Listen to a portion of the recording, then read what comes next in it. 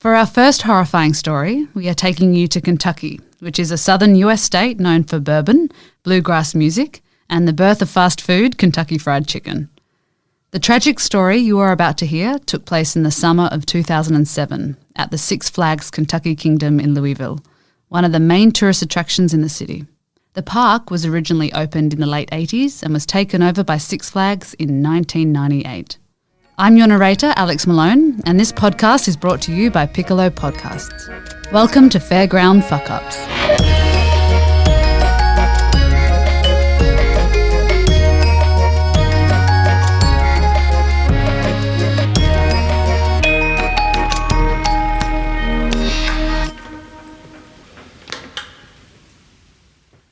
Kaitlyn Lassiter sat suspended 54 metres in the air. Suddenly, she began plummeting to the ground. In a flash, her body was travelling at almost 90 kilometres per hour. Screams rang out from those around her. Just before Kaitlyn crashed into the earth, magnetic brakes deployed, she slowed and came to a gentle rest. 13-year-old Kaitlyn and her two friends had just successfully braved the Superman Tower of Power ride at the Six Flags Kentucky Kingdom theme park in Louisville, Kentucky, USA. The rapid drop had thrilled them immensely. The screams had been ones of joy. To the girls' delight, with barely anyone else lining up, they had the option of riding it again straight away. And this is what they decided to do. This innocent choice would have devastating consequences, because something was about to change. A cable was on the verge of snapping. What a day Kaitlyn and her friends had been having. It was the start of summer, 21st of June 2007, and the young teenagers must have felt so grown up. For the first time in their lives, they were out without their parents supervising them. And what a place to be. Six Flags Kentucky Kingdom was a fabled fun park with rides galore and some of the most cutting-edge and exciting roller coasters in the world. But the Superman Tower of Power ride offered an experience that even the most advanced roller coasters couldn't. The feeling of total freefall. For just a few seconds, riders got to feel the exhilaration of bungee jumping or skydiving as they hurtled to the earth under complete control of gravity. Roughly the size of a 15-storey building, the Tower of Power dwarfed the surrounding structures. It was thin and functional. The tower was a brownie red in colour, and although it was badged as a Superman-themed ride, this was largely cosmetic. A Superman symbol was painted at the top, and that was about it. Kaitlyn and her friends were strapped in, their backs to the tower, their legs hanging free. Any trepidation they might have felt must have been gone. After getting through the ride the first time, now it was all about fear-free thrills. The ride began its slow ascent, just as it had done hundreds of thousands of times before. But this time was different. 7 metres off the ground, a cable snapped. Instantly, the ride jolted and a whipping sound was heard. Kaitlyn's chair suddenly started jerking violently and she began to smell smoke. Kaitlyn's initial surprise and shock quickly turned to terror as cabling fell down from above her, splitting her lip and coming to rest around her legs. Cut and bleeding and with the smell of burning in her nostrils, Kaitlyn screamed in panic, fearing she was about to be killed. As more cabling fell, Kaitlyn's friends screamed with her, as loudly as they could, swearing, demanding the ride be stopped, shouting that they were going to die, anything they could to gain someone's attention. Even at this point, no serious damage had been done. Had the ride been halted, Kaitlyn would have emerged with some cuts and bruises and an awful memory, but nothing more. The ride reached its peak and came to a stop.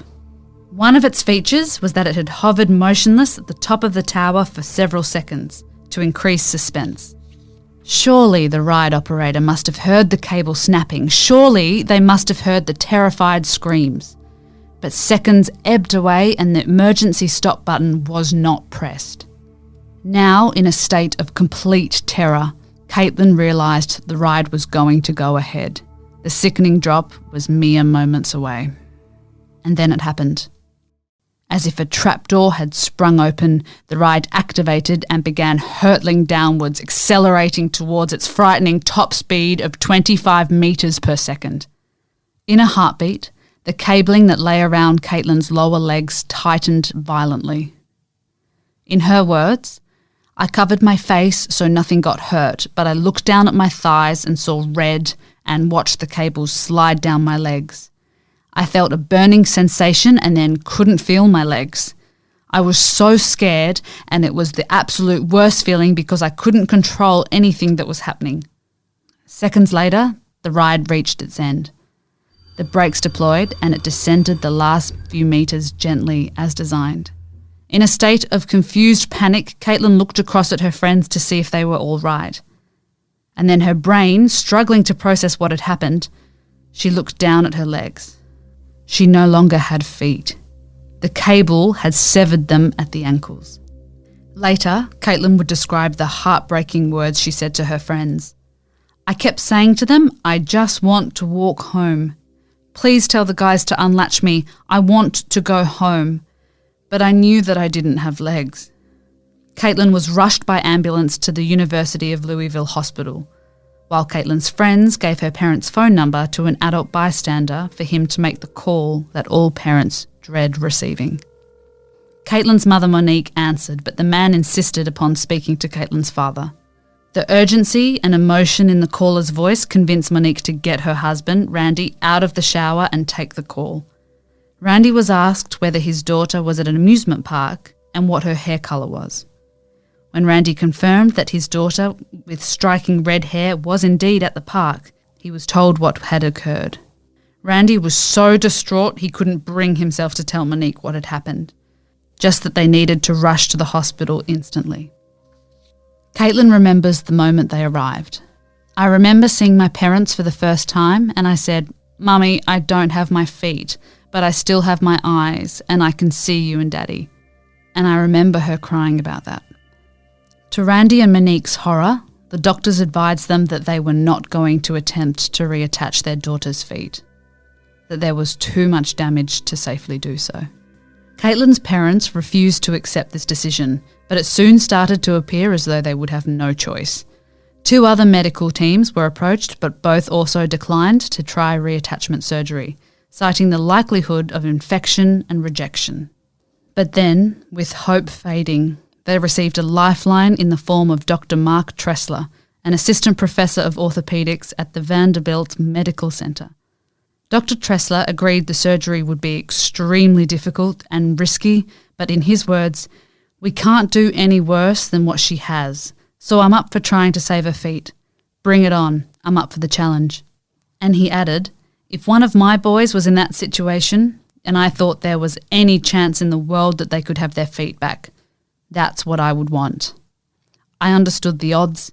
I understood the unlikelihood of either success or function, but that was the assumption that everyone else made and didn't even bother to try.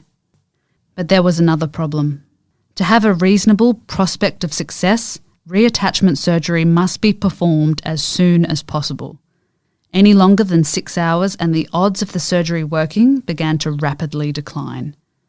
Several hours had by now passed since the incident, and Vanderbilt Medical Center was 250 kilometres away in the state of Tennessee. Kaitlyn was rushed there by helicopter. While this was occurring, Dr. Tressler and some of his team had walked to a nearby restaurant named the Sportsman's Grill. This may seem incongruous, but it was actually wise. They knew the surgery would take most of the night. Some hearty food would give them the energy they'd need. By the time Kaitlyn arrived, it had been 6 hours since the incident, right on the threshold of being too long. The surgical team started instantly and operated throughout the night, first thoroughly cleaning the wounds and then reattaching the bones. Kaitlyn's right foot responded well. It quickly pinked up, to use medical jargon, meaning the blood flow was re-established. This was aided by the extremely clean cut the cable had made to her right ankle. But try as they might, and they tried up to 5 different ways, the doctors could not get the blood flow to her left foot to restart properly. The wound was much less clean on that side. Eventually, the team had no choice but to admit defeat. The next day, they amputated Kaitlyn's left leg below the knee. Even though the right foot had been an initial success, it would be many long months, years in fact, until they would know if the procedure had actually worked or not. Sometimes it's actually better to have a prosthesis than have a foot that's not functional or that's painful, explained Dr. Erica Mitchell, another assistant professor of orthopaedics from Kaitlyn's surgical team. But at her age, you want to do everything you can to save her limb. I think you try harder to make that work, knowing full well that you may lose a year in which she's suffering with a bad limb and may ultimately end up with an amputation anyway. Kaitlyn was ferociously determined and maintained her positivity throughout 7 subsequent major operations on her right foot to try to restore it to as much functionality as possible. And she needed an almost endless number of appointments with a variety of specialists to help her learn to use her right foot again. All the while, she was learning how to use her new prosthetic left foot. And it seems it was all worth it. Her right foot is now functional. It has feeling and flexibility. But suffer no illusion, this is not a feel-good story. Although she is able to walk again with the help of her prosthetic, Kaitlyn's life was irrevocably altered by what occurred. The life of a normal teenager, with all its excitement and development, was closed to her that day. This accident has affected my life dramatically. I was in bed for 10 months, and I was a 13-year-old girl coming into I was becoming a teenager, and that was taken away from me. My whole 8th grade year was taken away from me. She went from an active young girl who loved soccer and softball to a girl struggling to walk, battling pain and depression, losing weight, being made fun of, and having people treat her differently. And of course, no longer able to do many of the things she had once taken for granted. Six Flags was eventually found to be liable for not having maintained the ride properly and received the maximum possible fine, a paltry $1,000. It was also noted that Kaitlyn's injuries might have been less severe had the ride operator acted more promptly and pressed the emergency stop control within 10 seconds of hearing noises. Kaitlyn and her family took legal action against the park and eventually settled out of court for an undisclosed figure. The park stated that the amount would enable Kaitlyn to be cared for life. So it is obviously at least somewhat significant in size.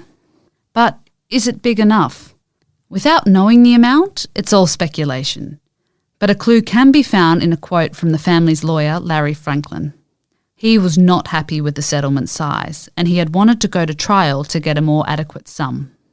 But given that court proceedings were likely to have taken as long as 5 years or more, Kaitlyn's family accepted the settlement. In the wake of the incident, some improvements were made to Kentucky's state legislation. The maximum fine for theme parks was raised from $1,000 to $10,000, and a minimum age of 18 was set for the operators of rides.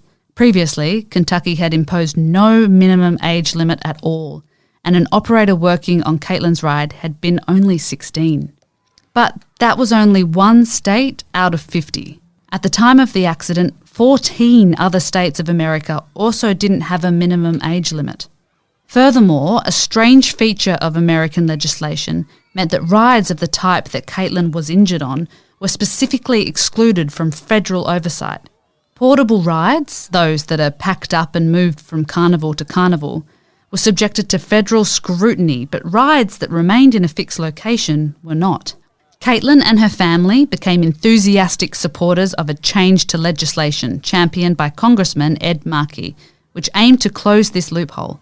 It seemed a no-brainer, a move that every parent would support. With rides becoming increasingly faster and increasingly daring, surely it made sense to have the power of the federal government involved to keep everyone safe. But the Markey bill was unsuccessful, and the loophole remains to this day. As for the ride itself, its days were over, and it was dismantled in 2008. That being said, there are 3 other Superman, the Tower of Power rides, still in operation in the USA. The theme park survived. It was renamed Kentucky Kingdom in 2010, and its current slogan is "All that matters is the thrill." So what conclusion can be drawn from this entire incident? Was it a rare freak accident of the type that is regrettably bound to occur from time to time? Or was it a preventable disaster and one that highlights the need for much stricter regulations? The answer to that will probably come down to your own political philosophy. But one thing that is not in doubt is the courage of Kaitlyn Lassiter. Many in her position would never have wanted to go near an amusement park again. Not Kaitlyn. Less than 2 years after that fateful day, she and her dad went to Walt Disney World and rode on a roller coaster.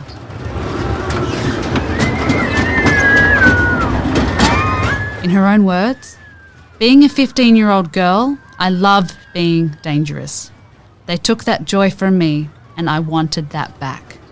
I wanted that feeling again of putting my hands up in the air." The amusement park in Louisville is still open today. I'm Alex Malone, and this has been Fairground Fuck-ups.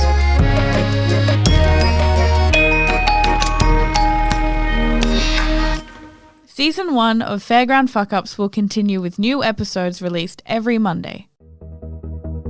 This podcast was produced by Piccolo Podcasts. We make branded podcasts for local businesses or companies and produce our own original shows. If you want to know more about Piccolo Podcasts or are thinking of starting your own show, head to our website piccolopodcast.com.au or find us on Twitter and Instagram at Piccolo Podcasts. The link to our website is in the episode notes.